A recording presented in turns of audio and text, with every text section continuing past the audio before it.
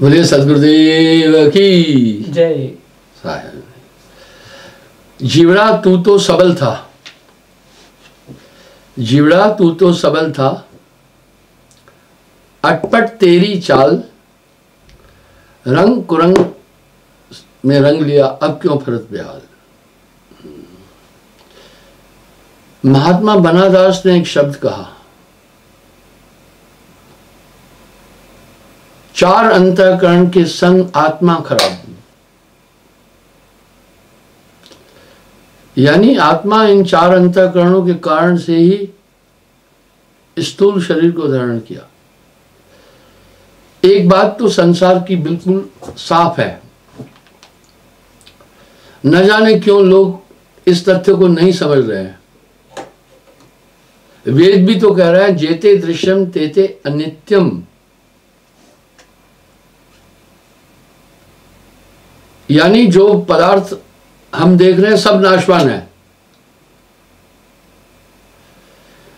उस परमात्मा की व्याख्या, परम सत्ता की व्याख्या बड़ी सहज रूप से की गई है। अगोचर, जिसे इंद्रियों द्वारा नहीं जाना सकता, वो एक एलिमेंट है, इसलिए उसको कहा परमात्म तत्व। क्या चीज है, क्या चीज है?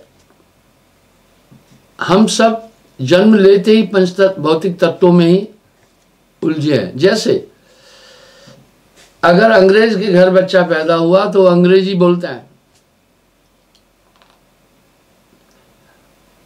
और हिंदू के घर बच्चा पैदा हुआ हिंदी बोलता है, बस उसमें रम जाता है। साहब ने उस तत्व के लिए जब कहना चाहा तो वाणियां कम पड़ गई, वो खुद कह रहे हैं। आखिर वो कैसा एलिमेंट है? जब दुनिया के लोग इस बात को स्वीकार कर रहे हैं कि जगत नाशवान है, हम जगत की तरफ देखते हैं, जगत है क्या? मेरे पास एक आदमी आया, काफी तर्क कर रहा था। वो कह रहा था परमात्मा नहीं है। मैंने उसके सामने कुछ तथ्य रखे। मैंने कहा भैया फिर ये शरीर बना है ये कैसे? बोला नेचुरल। बस उसका एक ही उत्तर था, नेचुरल, स्वाभाविक, प्राकृतिक। मैंने कहा भाई ये जो तुम्हारा शरीर है, बोला नेचुरल। मैंने उससे कहा आखिर तुम्हारे शब्दकोश में नेचुरल क्या चीज है, नेचर क्या है, मुझे ये तो समझाओ। प्रकृति, अरे प्रकृति किसको कहते हैं? पंच भौतिक तत्वों को ही तो प्रकृति कह रहे हैं ना। जल, अग्नि, पृथ्वी, वायु, आकाश, यही तो जगत है ना। जब ये सब नाशवान है और ये सब गोचर पदार्थ है, तुम हो एक अगोचर सबके प्राणपति। अब यहां वाणी में भी आ रहा है अगोचर, फिर इंसान क्यों उलझा हुआ है इन चीजों में, जब बात बड़ी साफ है। इसकी तो पुष्टि हमारे वेद भी कह रहे हैं, जेते दृश्यम तेते अनित्यम, जेते आदृश्यम तेते नित्यम। जो जो वस्तु नजर में आए, काल तान धर धर कर खाए।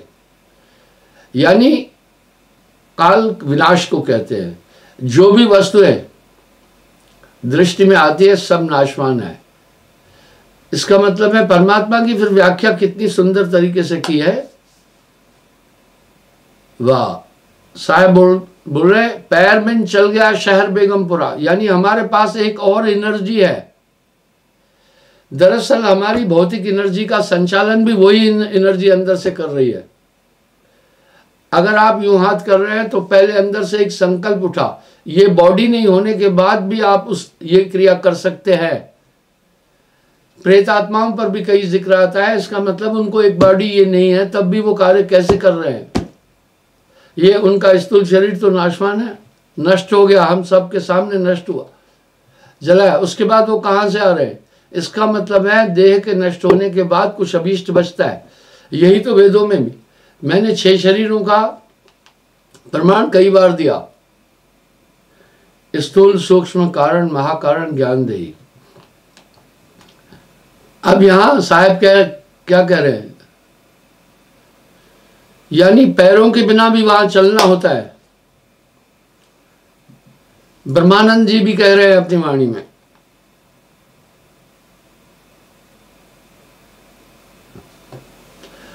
पैर बिन चल गया शहर बेगमपुरा। वाह, बिन पैर चले बिन कान सुने बिन हाथ हजारों काज करे, कोई दीन बंद तेरी याद करे पल भर में वो भव सिंध तरे।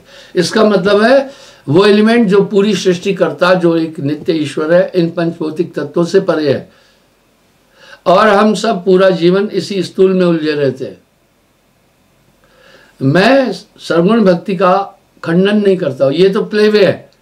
बच्चे को हम पहले प्लेवे में भेजते हैं ताकि वो वस्तुओं का बोध, एक स्टेज है, लेकिन कुछ आगे भी तो है ना, कुछ तो निराकार तत्व तक पहुंचे। मैंने कई बार इसका हवाला भी दिया है। अभी वैज्ञानिक इस तथ्य तक पहुंचे हैं कि black matter is the base of the creation, और बड़ी अनूठी चीज है। वो कह रहे हैं उसके अंदर इतनी ताकत है, पूरे ब्रह्मांड को अपने में लय कर देगा, और जिन पदार्थों को अपने में लय करता है उसको एनर्जी उसकी अपने पास रखता है, बाकी उसका स्वरूप नष्ट कर देता है। इसी तरह जब मृत्यु होती है ये स्वरूप नष्ट हो जाता है, एनर्जी बाकी रह रही है। इसलिए परम तत्व को भी पंचभौतिक तत्वों से कहीं बाहर कहा। आप देखें प्ले वे में खिलौनों के द्वारा बच्चों को शिक्षा दी जाती है, समझाया जाता है, एक ये है, एक गुटखा ऐसे किया ये एक है, या उंगली यूं किया ये एक है, ये दो है, ये तीन है। इन तत्वों द्वारा उन्हें गणना का बोध दिया गया। इस तरह स्थूल जगत तो नाशवान है। वेद भी हमारा कह रहा है जो दृश्यमान है सब नाशवान है। इसका मतलब है, और आदृश्य को निराकार कहा, वो एनर्जी है। अब वैज्ञानिक लोग बड़ी गहनता से इस ब्रह्मांड की संरचना पर चिंतन कर रहे हैं। आप देख रहे हैं नाना ग्रहों पर लोगों वो अपने सैटेलाइट भेज रहे हैं और कई चीज़ों की वो जानकारी हासिल कर रहे हैं। क्या इसके बाद भी कहीं जीवन है? ये रहस्य है। जब से धरती बनी है ये मनुष्य खोज शुरू कर रहा है, और सबसे बड़ी खोज वो परमात्मा की कर रहा है। परमात्मा की खोज का ख्याल क्यों आया? जब उसने इस ब्रह्मांड को देखा तो बरबस उसके अंदर एक विचार आया।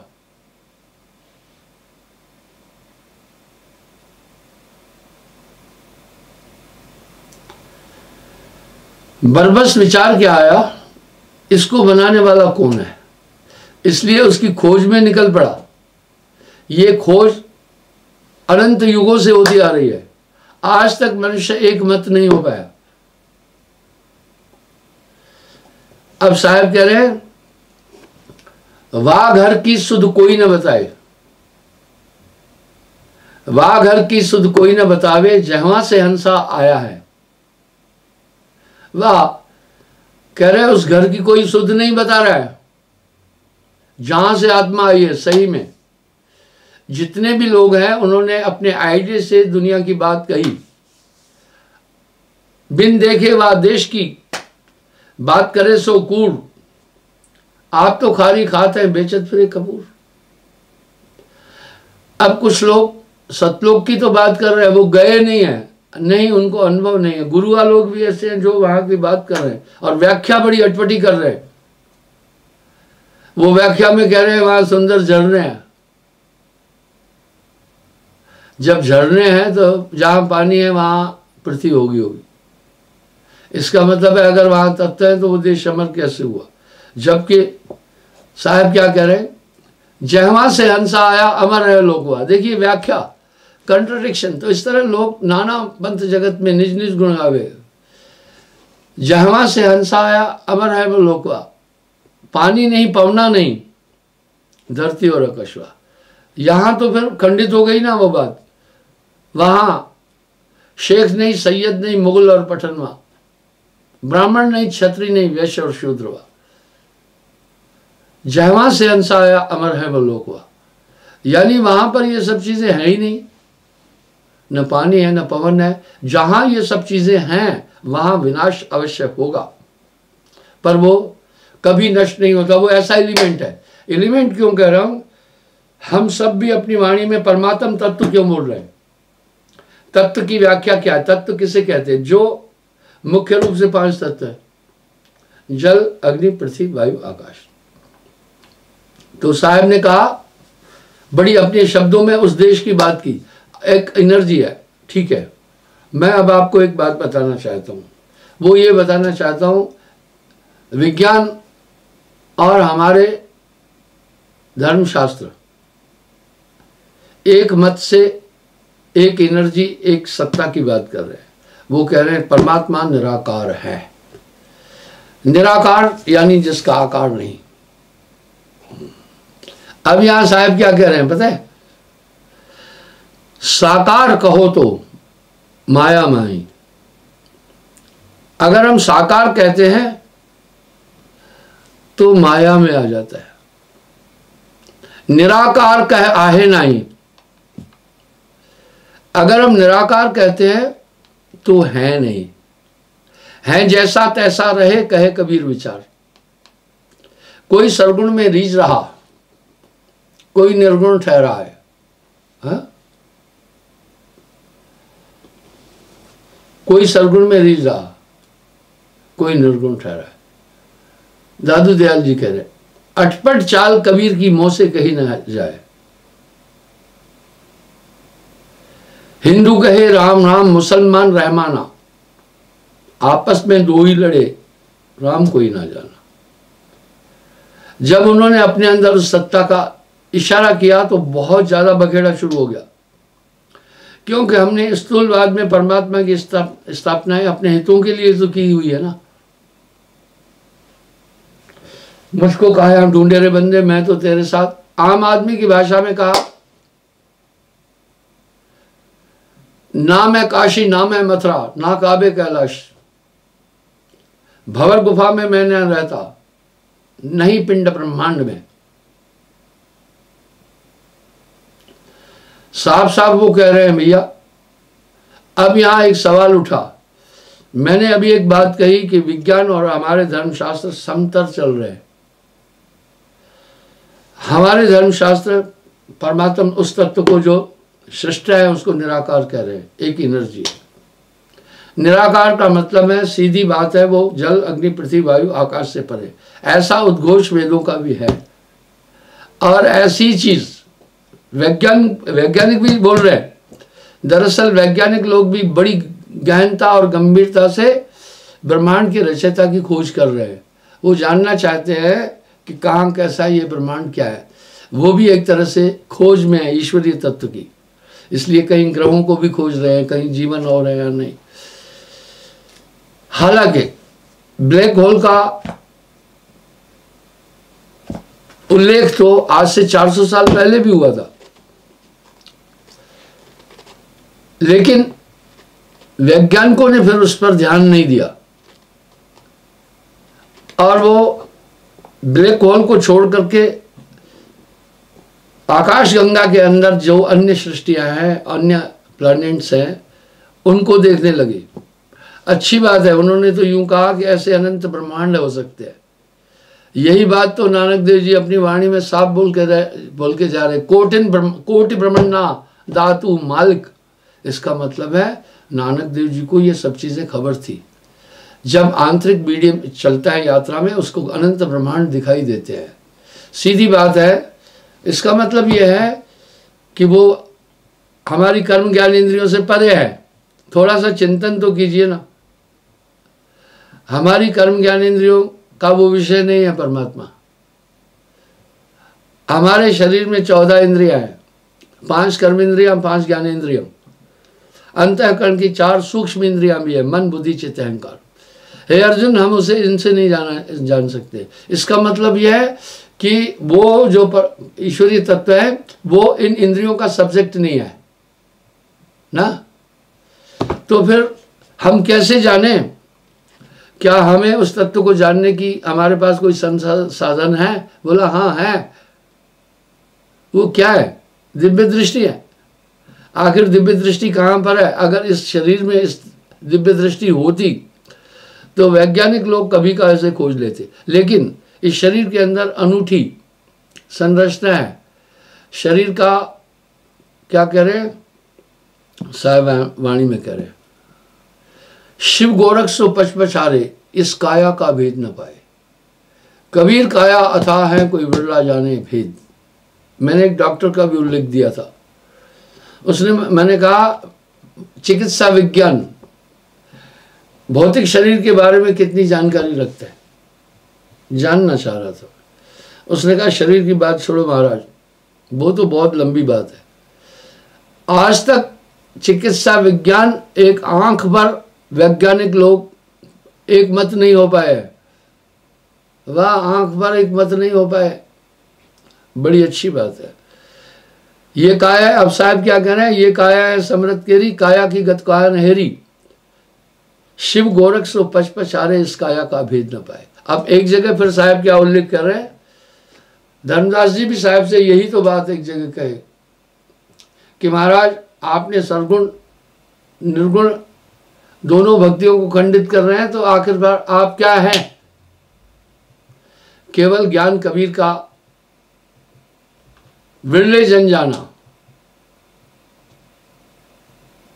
अब कह रहे हैं भाई आपने सरगुण निर्गुण दोनों भक्तियों का खंडन किया, व्यक्त कहिए कौन प्रकारा ताको स्वामी कहो विचारा। अब यहां देखने की बात है, समझने की बात है। बोला आपने तो सरगुण निर्गुण का खंडन कर दिया कि वो परमात्म तत्व नहीं है, मूल तत्व वो नहीं है, ये निचली बात है। तो आप बताओ कौन सी भक्ति? भक्ति भक्ति सब जगत बखाने, भक्ति भेद कैसे विद जाने, सो निश्चय मैं कहो बखानी, क्या विद छूटे भव की खानी। धर्मदास जी सीधी एक बात कह रहे हैं, मुझे ये बताओ बार बार जन्म मरण से हम कैसे छूटे। अब यहां एक तत्व आप विचार करें, आत्म तत्व के लिए तो ईसाई भी तो कह रहे हैं हेवन एंड हेल, इसका मतलब स्वर्ग का राज्य उनका है जो उदार हृदय है। इसका मतलब यह है कि स्वर्ग में तो कोई जीते जी नहीं गया, ये शरीर खत्म होने के बाद अंदर से कोई चीज जा रही है ना, उसके बारे में कोई सोच ही नहीं रहा है। तो वो आखिर कौन सी चीज जा रही है? मुसलमान भी दोजक विष्ट कह रहे हैं, हम सब हिंदू लोग तो कह रहे हैं ना स्वर्ग नरक आदि।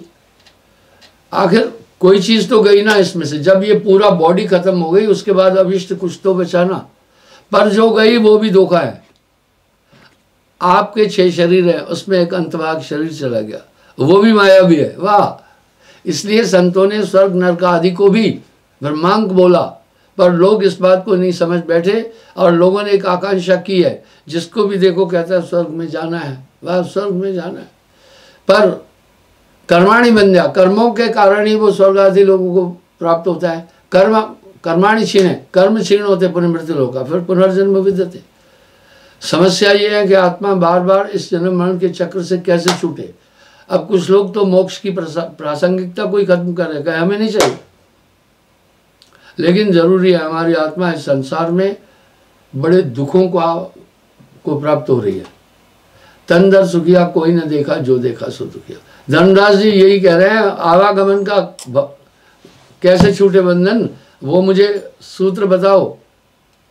पूछ रहे हैं क्या में छूटे भव की खानी। हे कृपा निधान, कृपा करके बतलाओ कि संसार सागर से कैसे छुटकारा हो, ताकि बार बार मैं जन्म मरण के क्रम में ना हूं।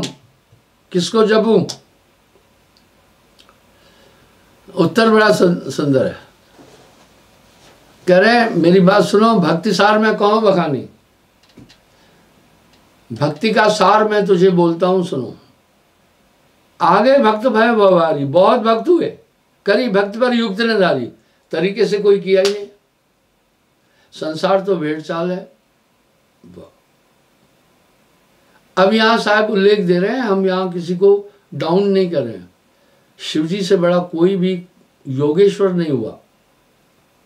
अब साहब क्या कह रहे हैं, ताकि गद योगेश्वर नहीं पाए और जीव की कौन चलाए। आदि भक्ति शिव योगी केरी, राखी गुप्त न जग में फेरी। योग करे और भक्त कमावे, अधर एक नाम धुन लावे, सो अक्षर रंकारा जासे उपजा सब सकल पसारा। अब यहां साहब क्या करें, गौर कीजिए, वो भी रंकार मीन्स वो ब्लैक होल, वहां की भक्ति करते हैं रंकार। आगे देखिए क्या कह रहे हैं, तासे उपजा सकल पसारा। अब हमारे शास्त्रों में भी उल्लेख आता है, महाप्रलय के समय वो परमात्मा पूरे ब्रह्मांड को अपने में लय कर देता है। Very good. अब यहां लय शब्द आया, तुलना कीजिए ना।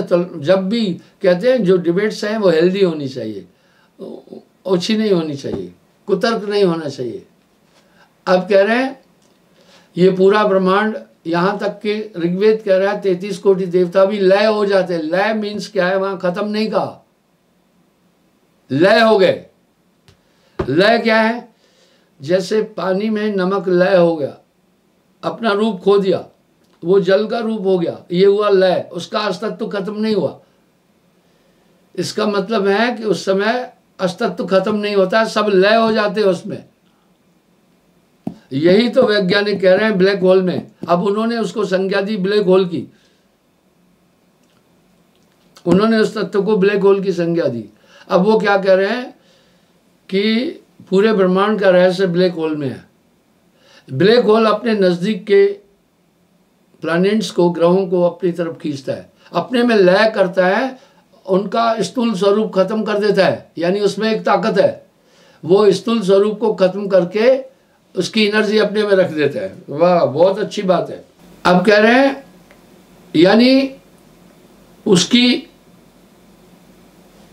स्थूल शक्ति खत्म करता है, उसकी एनर्जी अपने में संग्रहित कर लेता है। बहुत अच्छी बात है।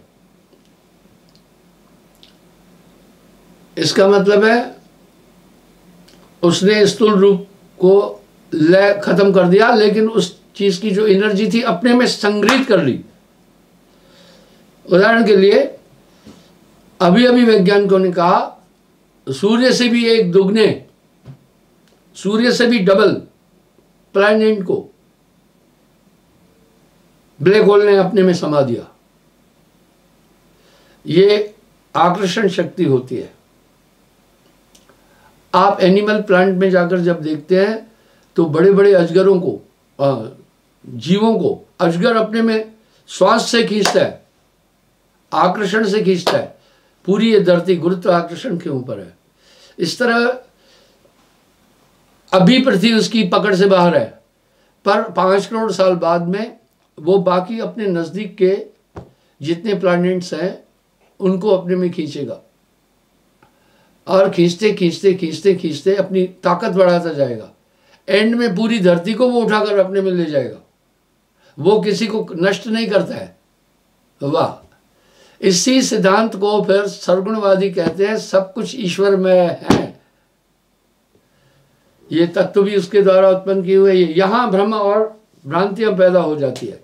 इस तरह से जितने भी लोग हैं सब उस निराकार तक की बात कर रहे हैं। अभी विज्ञान धीरे धीरे इस सृष्टा करतार को, हम करतार बोल रहे हैं, वो करतार बोल रहे हैं, समझने लगा है।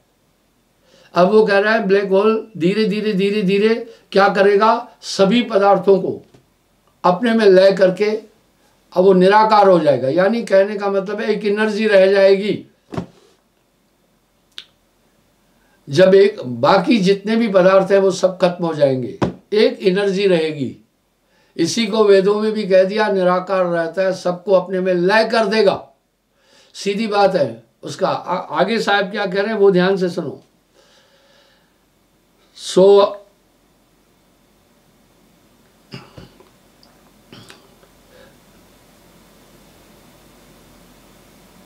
अक्षर निरंकारा, तासे उपजे सकल पसारा, रहे अधर। अधर का मतलब है स्पेस में। शिव जानत कोई जानत नहीं, उस निराकार को भी केवल शिव जी जानता है। आगे कह रहे हैं कोई जानत नहीं। आप समझें, ये शिव जी 4 युग की समाधि करते हैं। विचार तो करें ना थोड़ा सा। त्रिकाल में 6 ही योगेश्वर तो हुए ना, प्रथम शिव जी। इसलिए योग का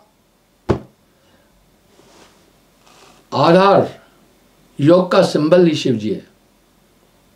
अलग यानी जो नहीं दिखे, निरंजन, ये उद्घोष है योगियों का भी। इसलिए आप देखना योगी लोग सर्वगुण भक्ति नहीं करते हैं। जो योगी हैं वो अपने अंदर एक ऊर्जा पैदा करके उस निराकार तक की प्राप्ति करने की कोशिश करता है। इसलिए जितने भी है योगी, उनका आइडियल शिव जी है, और सर्वगुण भक्ति वालों का आइडियल विष्णु जी है। वो यही मान्यता देते हैं कि वो परमात्मा अपने आप को, निर्गुण को हम नहीं जान सकते, सहज रूप में क्या हुआ, आकर के प्रकट हुआ साकार रूप में। इसलिए वो इस सिद्धांत से जल, अग्नि, पृथ्वी, वायु, आकाश सभी को देवता रूप मानकर उनकी उपासना करते हैं। खंडन नहीं किया जा रहा है, कुतर्क नहीं होना चाहिए। अब आइए, कह रहे शिव जानत कोई जानत नहीं, शिव जानत कोई जानत नहीं। आगे क्या बोल रहे, तासे मेरी भक्ति न्यारी, बाको क्या जाने संसारी। अब आखिर वो निराकार सत्ता कैसी है। अब यहां साकार कहो तो माया माई, निराकार कहे आए नहीं, है जैसा तैसा रहे कहे कबीर विचार। मैंने आपको उदाहरण दिया दादू दयाल जी की एक दोहे से, कोई सरगुण में रीझ रहा कोई निर्गुण ठहराए, अटपट चाल कबीर की मुझसे कही न जाए।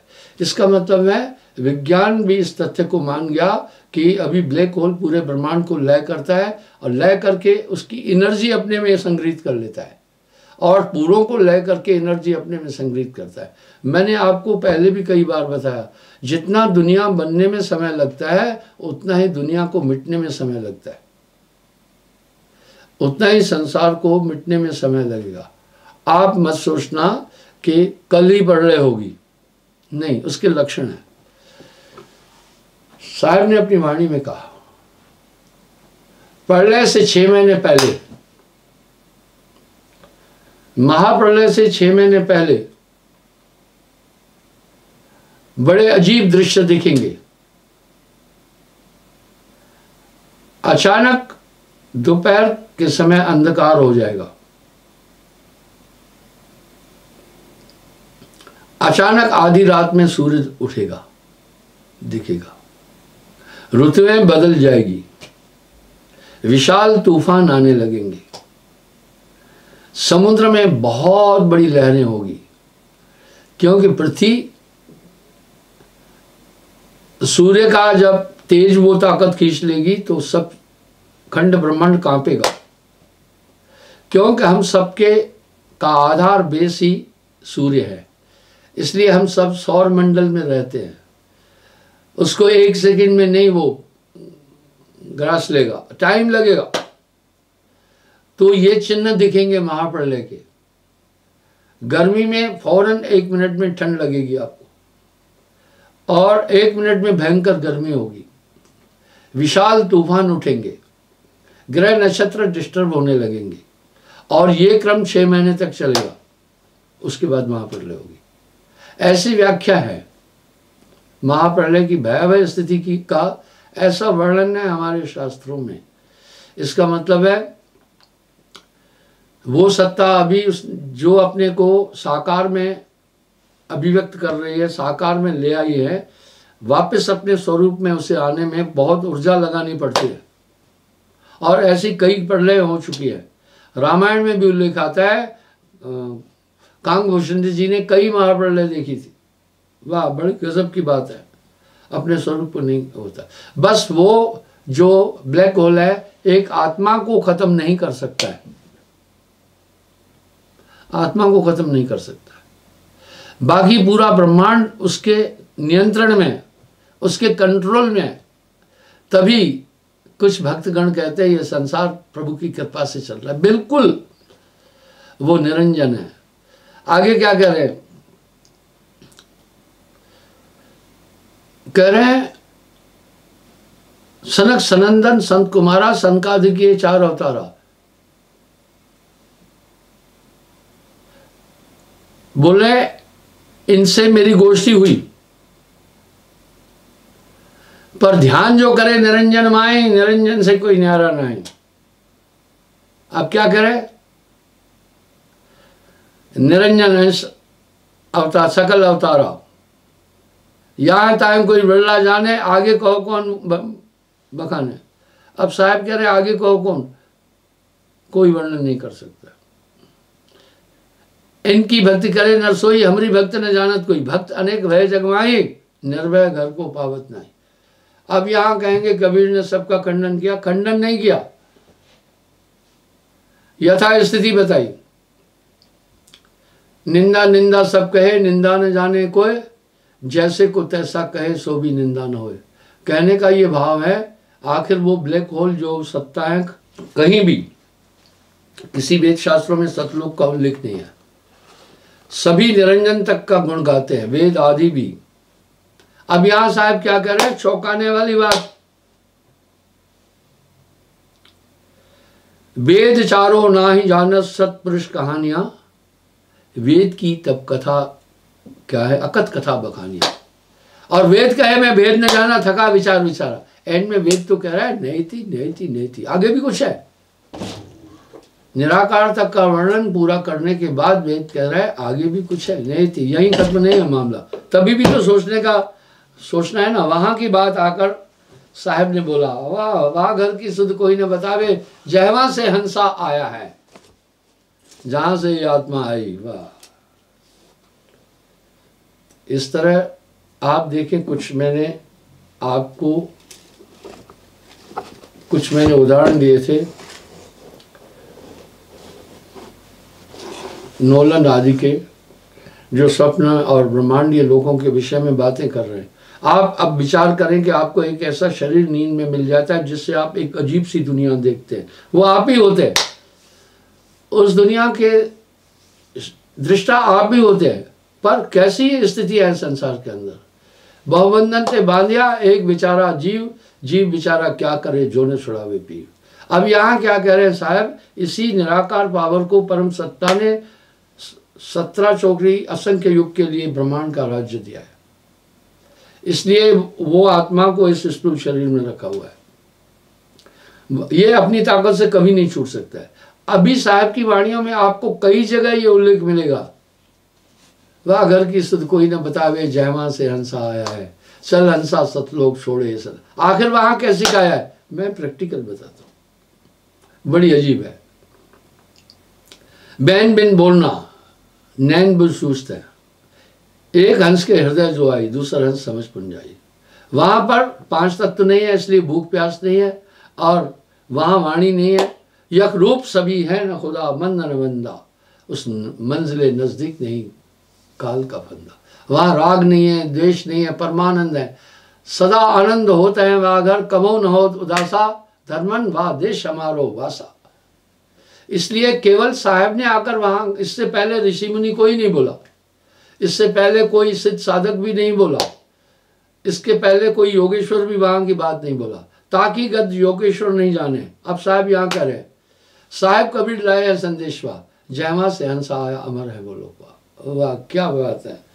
आज सरगुणवादी भी कबीर साहब की वाणियां ले रहे हैं, निर्गुणवादी भी कबीर साहब की वाणियां ले रहे हैं, पर वो स्पष्ट रूप से ये कहना नहीं चाहते हैं कि हम उनके सिद्धांतों को कह रहे हैं। मैं आपको एक उदाहरण देता हूँ, खैर मैं व्यंग नहीं कर रहा हूँ किसी को। अभी काफ़ी प्रीचर मेरी नकल करते हैं, वो मेरी बात को घुमाकर बोलते हैं, बस मैं उस समय समझ जाता हूँ मेरी बात को ही रूपांतरित करके ये बोल रहे हैं। इसी तरह सभी साहब की वाणी तो ले रहे हैं, उनके भजन और दोहे तो मंदिरों में भी बज रहे, लेकिन परहेज है, विडंबना है। ये कहने का मतलब है साहब ने खोद खोद कर उस देश की बात कही। अब क्या कह रहे, मैं आया सतलोक से, फिरा गांव की खोर। क्या ये सब अपवाद या उपन्यास की कहानियां हैं क्या? विश्व के अंदर आज भी कबीर साहब को फॉलो करने वाले 50 करोड़ लोग हैं। आप अमेरिका में जाकर देखना कितने कबीरपंथी हैं, आप कनाडा में जाकर देखो कितने कबीरपंथी हैं। आप नाना मत मतांतरों का मंथन करो, जो बड़े बड़े पंथ खुले हुए हैं, अंदर से कबीर निकल आएगा भैया। वाह, पर साहब यहाँ कह रहे हैं कबीर का गाया गाएगा, 3 लोक में मार खाएगा, कबीर का गाया बूझेगा तो अंतर्गत को सूझेगा। इसलिए उस देश की बात साहब ने आकर कही। साहब कबीर लाए हैं संदेशवा। नॉर्मल वाणी उनकी नहीं है, अटपट वाणी कबीर की झटपट लिखी न जाए, जो कोई झटपट लिखे ताकि वेद न जाए। कहने का ये मेरा अभिप्राय है कि वो देश है जो ओरिजिन है इस आत्मा का। हंसा तू तो अमर लोक का, पड़ा काल बसाई, 5-25-3 का पिंजरा तुआ में तो है लाखों भरमाई, सुध कर हंसा अपने देश। ये चेतावनी और कॉशनरी वर्ड साहब ने बोले। आगे ये कह रहे हैं तुम अपने किसी भी प्रयास से इनसे नहीं निकल पाओगे। कितने साफ साफ ये शब्द कह रहे हैं। जय खोजत ब्रह्मा थके, सुर नर मुनि और शेष थक जाते हैं, कहे कबीर सो पाइए कर सतगुरु की से। यहां पर एक वस्तु देता है गुरु, अमोलक नाम। आप भक्ति काल के पूरे टाइम का मंथन करना, उसमें जप योग तप व्रत तीर्थ आदि इनका महात्म नहीं बोला उन संतों ने, केवल उस परमात्मा का और गुरु का महात्म स्थापित करके गए थे। 350 साल तक भक्त काल कहलाया, संत काल कहलाया। ये 1850 तक वो समय था। बाद में क्या हुआ वो मैं बताता हूँ। उन्हीं संतों की वाणियों को लोगों ने लेकर सरगुण निर्गुण मिलाकर एक पंच ग्रंथी भक्ति बना दी। मैं अभी आपको ये कह रहा हूँ, संत काल अभी भी नहीं खत्म हुआ। जो बड़े बड़े पंथ है उनको देख लेना, उन्हीं संतों की वाणियां लेकर वो चल रहे हैं जो कबीर साहब के फॉलोअर थे। तभी तो जनमन की साखियों में स्पष्ट कहा, अव्वल संत कबीर है, दूजे रामानंद, तासे भक्ति प्रगट भई, 7 दीप 9 खंड। अभी वो कैसा है, अभी तो वैज्ञानिकों ने ब्लैक होल के लिए वर्णन कर दिया कि वो निराकार है, आकार नहीं है। पर वहां की बात अजीब है। जो पहुंचा जाने का भाई कहन सुनन से न्यारा है, अवधू बेगम देश हमारा है।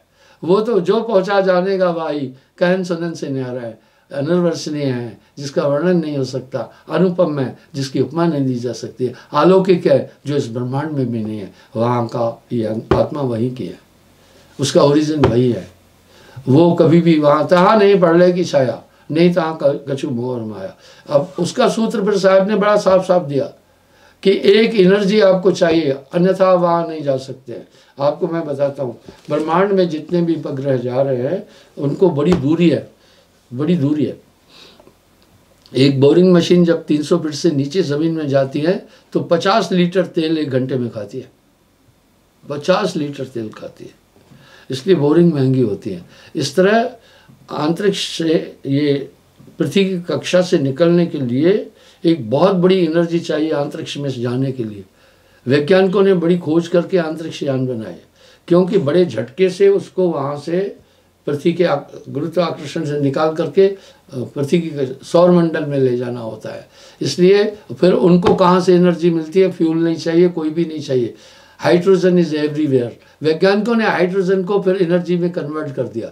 इस तरह से उस देश में स्थूल शरीर से कोई जा ही नहीं सकता है। जब वायुमंडल में पृथ्वी की कक्षा से बाहर जाने के लिए एक एक्स्ट्रा पावर की ज़रूरत पड़ती है, अन्यथा वो खत्म हो जाएगा। इसी प्रकार से वो एनर्जी पूर्ण गुरु देगा। उस एनर्जी का नाम है नाम। उस एनर्जी को नाम कहते हैं।